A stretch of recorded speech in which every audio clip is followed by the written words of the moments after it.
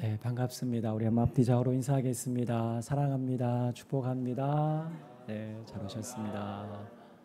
네. 그리고 오늘 읽은 본문의 말씀을 가지고 복음의 능력이라는 제목으로 말씀을 나누겠습니다. 우리가 어떤 변화가 일어나려면 동력이 필요합니다. 예를 들어 물을 끓이려고 한다면 에너지를 열로 변환시켜서 공급해야 합니다. 자동차가 움직이게 하려면 연료를 공급해서 엔진을 돌려야 합니다. 그렇다면 사람이 변화되려면 무엇이 필요할까요? 네, 사람을 변화시키는 여러분 유일한 에너지는 복음의 능력, 우리를 지으신 하나님의 능력만이 우리의 속 사람을 온전히 변화시킬 수 있습니다. 우리를 지으신 그분이 우리를 가장 잘 아시기에 오직 하나님만이 우리를 변화시킬 수 있습니다. 오늘 본문의 말씀을 통해 오늘 정말 우상의 도시 에베소를 변화시킨 이 하나님의 능력의 복음에 대해서 함께 우리가 살펴보기를 원합니다. 바울은 에베소의 두란노 소원에서 약 2년 3개월 동안 말씀을 강론하고 복음을 전했습니다. 그 중에는 복음을 거부하고 사도 바울을 비방하고 욕하는 이들도 있었지만 많은 사람들이 복음을 듣고 예수님을 고백하고 믿었습니다. 말씀이 선포되고 성령이 역사하자 바울을 통해서 하나님의 놀라운 능력들이 나타납니다. 구체적으로 어떤 놀라운 능력입니까? 우리가 읽은 11절에 보시면 하나님이 바울의 손으로 놀라운 능력을 행하게 하시니 라고 되어 있고, 이어지는 12절에 보시면 심지어 사람들이 바울의 몸에서 손수건이나 앞치마를 가져다가 병든 사람에게 얹으면 그 병이 떠나고 악귀도 나가더라. 마치 복음서에 등장하는 정말 그 혈루병 여인이 예수님의 옷자락만 만졌을 뿐인데 그 모든 혈루의 근원이 다 싹 사라지고 나음을 입은 것처럼 정말 예수님이 행하셨던 그 놀라운 기적들이 사도 바울을 통하여서 나타나는 것들을 성경은 그대로 기록하고 있습니다. 하나님은 바울의 안수를 통한 기적뿐 아니라 사용하던 손수건이나 앞치마를 갖다 대기만 해도 병이 낫고 귀신이 떠나가는 놀라운 기적을 보여주셨습니다.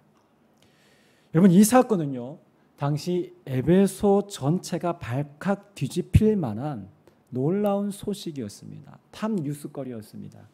삽시간에 사람들의 입소문을 타고 에베소 지역에 아마 확산되었을 것입니다. 자, 그런데 오늘 본문 13절에 보시면 이에 돌아다니며 마수라는 어떤 유대인들이 시험 삼아 악귀 들린 자들에게 주 예수 이름을 불러 말하되 라고 되어 있습니다. 여기에 마술하는 어떤 유대인들이라고 되어 있는데, 당시 마술사들은 귀신을 몰아내는 어떤 축기하는 사람들, 주술사들이라고 볼 수 있습니다. 당시 많은 사람들이 이 업종에 종사했습니다. 왜냐하면 그만큼 에베소라는 도시가 미신과 우상 숭배가 가득했던 도시였기 때문이었습니다. 14절에서는 조금 더 구체적으로 그들 중에 한 대상을 직접적으로 언급합니다. 보시면 유대의 한 제사장 스게와의 7 아들도 이 일을 행하더니 라고 되어 있습니다. 자, 여기 보시면 유대의 한 제사장 스게와라고 되어 있는데요. 그런데 유대 제사장 가문의 스게와라는 사람은 당시 유명한 역사학자 요세푸스의 기록이나 당시 어떠한 고대 유대 문헌에는 찾아볼 수 없다고 합니다. 이 말은 무슨 말이냐면 이들은 제사장이라는 이름을 사칭해서 그 권위로 사람들을 미혹했던 자들이었던 것으로 우리가 충분히 짐작할 수 있습니다. 그렇다면 또돌이 마술사들은 왜 시험 삼아 예수의 이름으로 귀신을 내쫓으려 했을까요? 또 자칭 제사장 스게와의 7 아들들은 왜 바울을 그렇게 모방하려고 했을까요? 그 이유가 무엇일까요? 간단합니다. 돈 때문입니다. 바울이 예수 이름으로 명하니까 귀신이 떠나가는 일을 목격하고 병 고침도 받는 이 놀라운 일을 목격합니다. 야, 이들의 생각에 만약 우리가 이렇게 해서 저 예수의 이름을 우리가 얘기해서 사람들을 고치고 귀신이 떠나간다면 야, 이거는 인생 대박나는 것이라고 그들은 확신했을 것입니다. 그래서 이런 마음에 어떤 충동이 생긴 것이죠. 13절에 보니까 바울이 전파하는 예수를 의지하여 너희에게 명하노라. 귀신 들린 사람을 향하여서 자 보세요. 뭐라고 명합니까? 바울이 전파하는 예수를 의지하여. 여러분, 내가 믿는 예수도 아니고 바울이 전파하는 예수를 의지하여라고 말합니다. 자, 이들이 복음을 듣고 예수를 믿었다는 말은 성경에 나와 있지 않습니다. 이들은 단지 그들의 주술에 바울이 전파하는 예수라는 이름을 그저 대체해서 넣은 것뿐입니다. 여러분, 예수 이름에 능력이 있는 것은 분명합니다. 아마 그 이름에 대한 그 능력을 아마 다 한 번쯤 이상 경험하셨을 것입니다. 저도 뭐 꿈 얘기가 있고 여러 가지 뭐 경험들이 있는데 나중에 기회가 되면 다시 한번 말씀드리겠습니다. 예수 이름에 능력이 있는 것은 분명합니다. 그러나 그 이름은 누구를 통해서 역사하십니까? 믿는 자를 통해서 역사합니다. 성경은 믿음을 단지 내가 예수 알아 라고 아는 것 정도로 지식적인 동의 정도로 말하지 않습니다. 성경은 예수를 믿는다라고 할 때 그 용어는 관계적 용어라는 것입니다. 즉 예수를 믿는 것은 그분을 모셔드리는 것. 믿는다는 동사는 그래서 현재 진행형입니다. 여러분, 관계는 이전에도 맺어왔고 지금도 맺고 있고 앞으로도 맺는 것입니다. 이 믿는다는 동사는 그래서 여러분 성경에 기록된 믿는다는 동사는 대부분 현재 진행형으로 기록되어 있습니다. 그렇게 믿음은 내가 단지 아는 수준을 말하는 것이 아닙니다. 그분을 모셔드리고 그분을 내 삶의 주인으로 고백하며 전적으로 그분을 신뢰하는 관계, 그분의 인도를 따라 살아가는 삶, 그 삶 전체를 일컬어서 바로 그것이 믿음이라고 성경은 말하는 것입니다. 자, 그런데 오늘 본문에 보시면 아주 재미있는 장면이 등장합니다. 예수를 믿지 않으면서 그저 그 이름을 사칭해서 이용해서 뭔가 한몫의 대박 잡기를 꿈꾸는 이 스게와의 아들들이 한 귀신 들린 사람을 향해 어설프게 죽기 사역을 하자 귀신이 이렇게 대꾸합니다. 자, 우리 한번 15절 말씀 다시 한번 읽어보겠습니다. 시작. 대답하여 이르되 내가 예수도 알고 바울도 알거니와 너희는 누구냐? 즉 너의 정체가 뭐냐라는 것이죠. 귀신은 주제 파악을 잘합니다. 하나님이 누구신지 예수가 어떤 분이신지 이 사단은 귀신은 너무 잘 알고 있어요. 그런데 이 주제 파악조차 못하는 이 마술사들에게 귀신들이 달려들어 그 힘으로 눌려버립니다. 그러자 스게와의 아들들이 발가벗긴 채로 상한 몸으로 도망갔다라고 성경 말합니다. 자, 그런데 성경은 이 사건이 있고 나서 17절에 이렇게 기록합니다. 우리 다시 한번 17절 말씀 다음 주 읽겠습니다. 에베소에 사는 유대인과 헬라인들이 다 이 일을 알고 두려워하며 주 예수의 이름을 높이고. 자, 이 마술사들의 일을 수많은 다른 마술사들 그리고 이 사건이 에베소에 사는 유대인과 헬라인들이 다 알 정도였다라는 것이죠. 그만큼 누구나 알 만한 큰 사건이었다는 것입니다. 자, 에베소에 사는 유대인과 헬라인들이 두려워하며 예수 이름을 높였다는 것은 그들이 이제야 예수 그리스도가 모든 이름 위에 뛰어나신 분이시다라는 것을, 그 이름의 권능과 그 이름의 능력을 그들이 몸소 직접 깨달았다는 것입니다. 마치 그물을 깃고 있던 베드로에게 저 깊은 곳으로 그물을 던지라고 했을 때 베드로가 그 말씀에 순종하고 나서 놀라운 기적을 경험합니다. 물고기가 밤새 한 마리로 잡지 못한 그 물고기를 예수님의 그 말씀에 순종했을 때 그물이 찢어질 듯 한 배 가득 채웠습니다. 자, 그때 나서 베드로가 한 고백이 무엇입니까? 예수님 감사합니다. 이 놀라운 일을 행하신 주님 감사합니다. 저 부자 됐습니다라고 했을까요? 아닙니다. 베드로가 했던 고백은 주여 나는 죄인입니다. 나를 떠나소서라고 주님 앞에 엎드립니다. 무엇입니까? 베드로가 예수님이 어떤 분이신지를 깨달았기에 이 고백을 할 수 있었던 것이죠. 예수는 그저 유대인 랍비와 같은 분이 아니라 이분은 정말 하나님의 아들이시구나 라는 사실을 깨달았기에 예수님 앞에 엎드리며 이런 고백을 할 수 있었던 것입니다.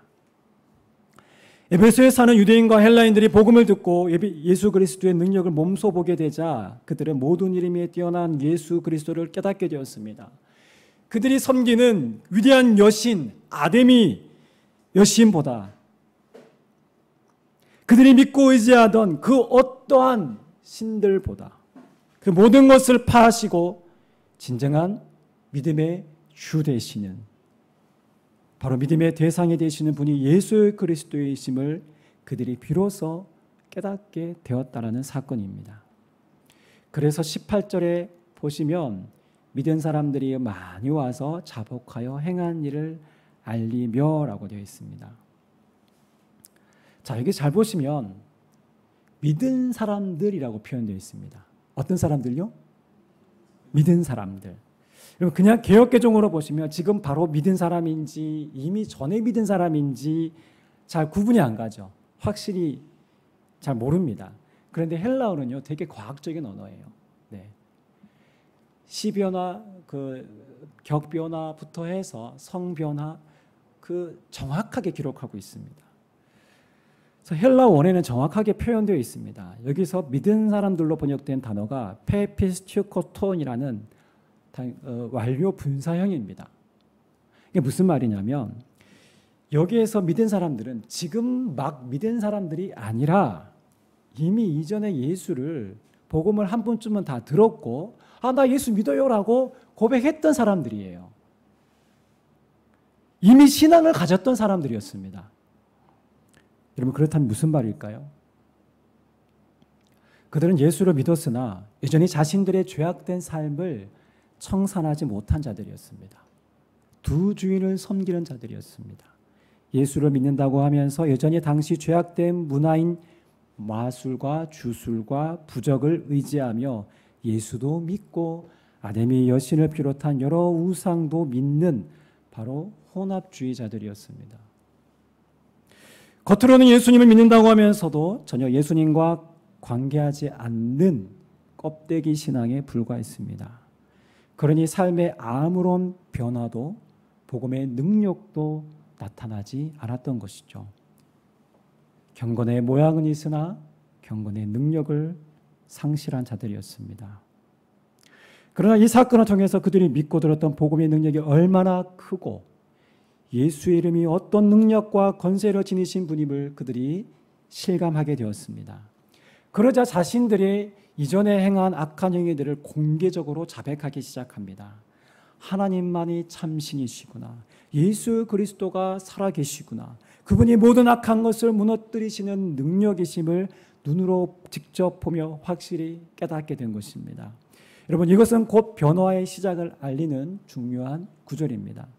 그리고 진짜 복음을 받아들이고 진짜 예수를 믿은 사람들을 보여주고 있는 오늘 본문의 내용입니다. 우리가 예수를 나의 구주로 영접하고 믿었다면 여러분 반드시 따라오는 것이 있습니다.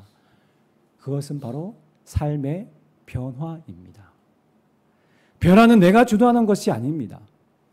주님이 내 안에 거하시기에 자연스럽게 그 변화는 따라오는 것입니다.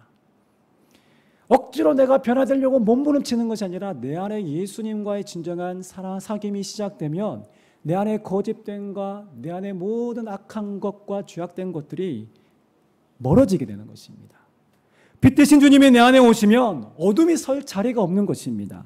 빛이 들어오면 어둠은 자연스럽게 물러가게 되어 있습니다.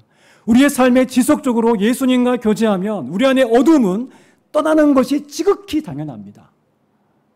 예수 믿고도 온갖 더러운 죄악의 습관을 끊지 못하고 세상에 불을 쫓고 내 이기적인 욕망으로 인한 죄로 가득하다면 그것은 예수를 믿는 것이 아닙니다. 그저 오늘 본문에 등장하는 스게와의 아들처럼 예수를 이용하거나 예수 믿는 것을 그저 흉내내는 것에 불과할 뿐입니다.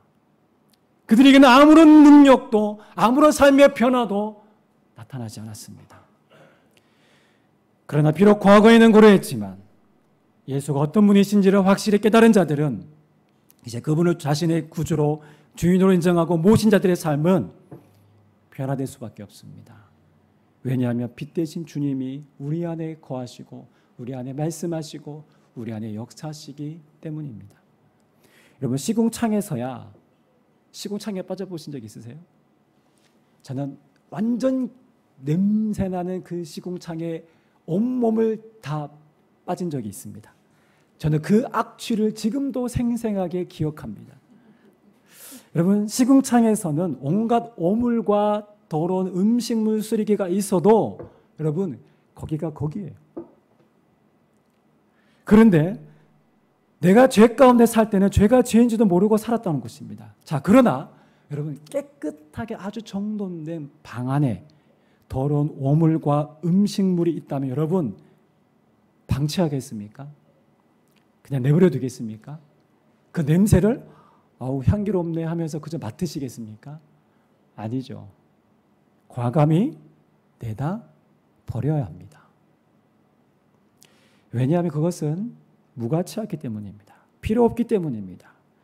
세상에 거짓신을 섬길 때는 그것이 필요했을지 모르지만 이제 거룩하시고 순결하신 예수님을 모신 삶은 바로 순결한 신부와 같은 거룩한 인생입니다.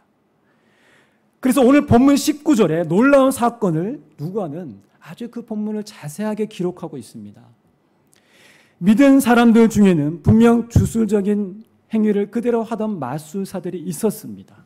자, 그 주술사들은 자신들이 의지했던 은 5만의 값어치가 되는 마술책들을 모두 불사릅니다. 여러분, 이 구절을 읽을 때 그래, 은 5만, 그랬구나 라고 읽으시면 안 됩니다. 조사하고 찾아보시고 주석을 찾아보셔야 됩니다. 여기에서 은 5만이라는 숫자가 한 사람이, 여러분 놀라지 마세요, 137년 동안 매일매일 일해서 받는 급여에 해당하는 금액이라고 합니다. 오늘날로 환산하면 최소 50억입니다. 최소로 잡은 금액입니다. 예, 일당을 5만 원으로 잡았을 때, 요즘 일당 5만 원 잘 없잖아요. 예, 5만 원으로 잡았을 때의 금액이 최소 50억에 해당하는 어마어마한 금액입니다. 자, 그러나 그들은 이 엄청난 값의 책을 순식간에 다 소각해버립니다. 찢는 정도가 아니라 다 불태워버립니다. 누가 시켜서 한 행동입니까? 아닙니다. 자기 스스로 자발적으로 그렇게 했습니다. 여러분, 왜 이렇게까지 과감한 결정을 했을까요? 그거 다른 누구에게 그냥 팔아도 되지 않습니까? 그러면 엄청난 수입을 가지고 헌금할 수 있잖아요. 좋은 쪽으로 나름 그렇게 또한 해석할 수 있지 않습니까? 저라면 아마 그럴 수도 있지 않을까라는 생각을 해봅니다. 그런데 오늘 진정으로 예수 믿는 사람들은 그렇게 하지 않았습니다. 이제 그 책에 자기들에게 아무런 쓸모가 없어졌습니다. 조금 더 생각해보면 그들의 이런 결단은요, 우리가 생각하는 것 이상입니다. 이것은 그들의 생업이 달린 문제였습니다. 자, 보세요. 이제는 주술을 통해서 부적을 가지고 사람들을 이용하면서 그렇게 돈을 벌지 않겠다라고 결정한 거예요. 이것은 앞으로 내 밥줄이 끊긴다는 것입니다. 내 생업이 더 이상 이제 유지하기 힘들다는 것입니다. 이들은 어쩌면 평생을 그 일을 했을 수 있습니다. 그럼에도 그들은 그것이 하나님 앞에서 죄악인 줄 깨달았기에 이제 과감히 그것을 버리고 새로운 삶을 향해 첫 발을 내딛는 것입니다. 왜냐하면 이렇게 할 수 있던 것은 그 다음은 하나님이 일할 것이기 때문임을 알았기 때문입니다. 하나님이 내 인생을 책임지심을 알았기 때문입니다. 이것은 오늘 우리에게 진정한 신앙의 모습을 보여주는 중요한 장면입니다. 여러분, 에베소 지역은 오늘 우리가 살고 있는 이 세속적 환경과 별반 다를 바 없는 상황입니다. 수많은 보이는 우상, 그런 보이지 않는 우상을 섬기며 돈을 위해서라면 수단과 방법을 가리지 않고 살아가는 오늘 우리 시대와 매우 닮아 있습니다.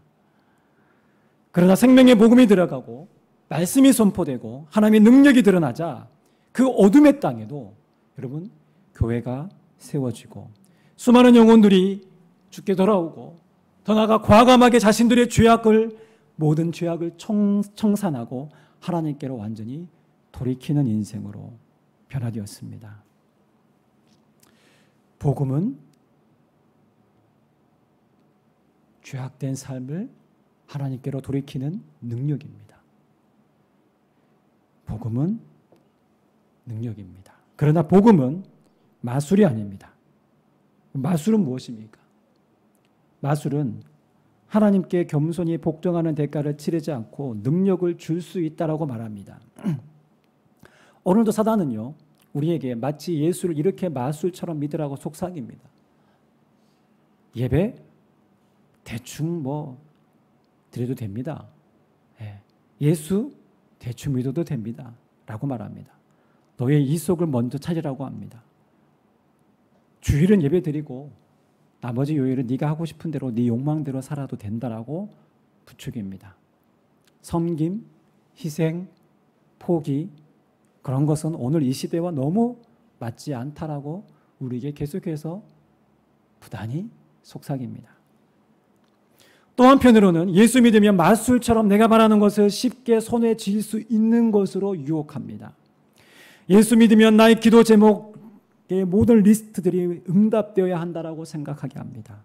사업의 문제도 해결되고 자식들도 보란듯이 성공하고 모든 병으로부터 치유를 받아야 한다라고 생각하게 합니다. 그렇게 주지 않으면 능력 없는 분, 나에게 이런 것이 아니면 복음일 수 없다라는 자기 논리로 복음을 이해하려고 합니다. 여러분, 그것은 예수를 믿는 것이 아니라 자기 욕망과 이기심에 기초한 종교를 믿은 것에 불과합니다. 거기에는 어떤 선한 변화도 성령의 역사도 나타나지 않습니다. 그러나 오늘 성경이 이렇게 말합니다. 진짜 예수를 믿으면 과거 모든 죄악의 습관들, 내가 여전히 붙들고 있던 것들을 과감하게 포기하고 내려놓게 된다라고 성경은 우리에게 말합니다. 내 삶의 가치관이 통째로 변하게 됩니다. 이전에는 사람을 무시하고 함부로 대하는 태도에서 나보다 약한 사람이라고 할지라도 그 사람을 존대하고 사랑하게 됩니다. 늘 주식을 쉴 틈 없이 들여다보며 오늘의 상한가, 하한가에 온통 매여있던 사람이 여러분 진짜 예수를 믿으면 돈보다 더 소중한 것에 가치를 두고 모든 시간과 노력과 아낌없는 정성과 마음을 쏟게 됩니다. 오늘 우리의 삶에는 어떤 변화가 있습니까? 무엇을 우리는 내려놓았습니까? 무엇을 포기하셨습니까? 오늘 기독교의 문제에 대해서 모르는 사람이 아마 없을 것입니다. 예수를 믿는다고 하면서 고리대금업으로 자기 배를 채우는 이들이 있습니다. 예수를 믿는다고 하면서 온갖 비리에 연루된 이들이 있습니다.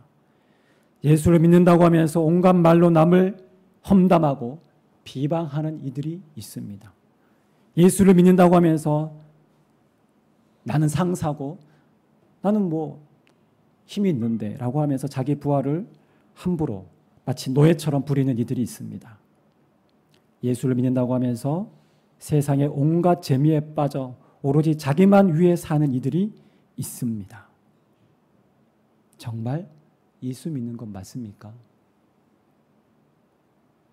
정말 예수를 바로 믿으면 남에게 보여지는 식이 아니라 내 안에서부터 조용한 변화가 시작됩니다. 움켜쥐는 인생이 아니라 내 가진 것을 나누는 삶으로 변화됩니다. 저 북한의 어려운 현실을 보며 나와는 별개야, 나와 상관없는 사람이야 라고 쉽게 치부하지 않습니다. 북한이 변화되기를, 고통받는 북한의 성도들을 위해서 안타까운 마음으로 하나님 앞에 간절히 기도합니다. 내 주변에 믿지 않는 영혼들을 볼 때 그들이 구원받든 말든 내 소관이 아니야가 아니라 하나님의 아버지의 긍휼의 마음을 가지고 간절히 기도하며 어떻게든 그들이 예수를 알기를, 그들이 복음을 듣고 주 앞에 나올 수 있기를 부단히 애쓰고 노력합니다. 예수님을 나의 본으로 삼고 그분의 인격과 그분의 삶을 담고자 오늘도 열심히 살아갑니다. 삶의 그늘진 모습에 집중하며 불평하며 원망하는 것이 아니라 하나님께 내 삶을 맡기고 말씀을 의지하며 이 세상의 죄악과 부조리가 가득한 속에서도 하나님 나라의 회복을 꿈꾸며 살아갑니다. 복음은 능력입니다. 우리의 인생을 변화시키는 능력입니다. 복음으로 변화된 자들은 과거의 옛 습관에 묶이려 하지 않고 과감하게 죄악된 삶을 포기하는 자들입니다. 그리고 더 소중한 가치를 붙들고 세상에 줄 수 없는, 빼앗길 수 없는 이 기쁨을 소유한 자로 이 땅을 살아갑니다. 바라기는 오늘 저와 우리 양재호북교회 모든 성도님들이 이 복음의 능력으로 진정 변화되어서 정말 세상에 감당치 못하는 그리스도인으로 거룩한 주의 자녀, 빛의 자녀로 살아갈 수 있기를 주님의 이름으로 간절히 축원합니다.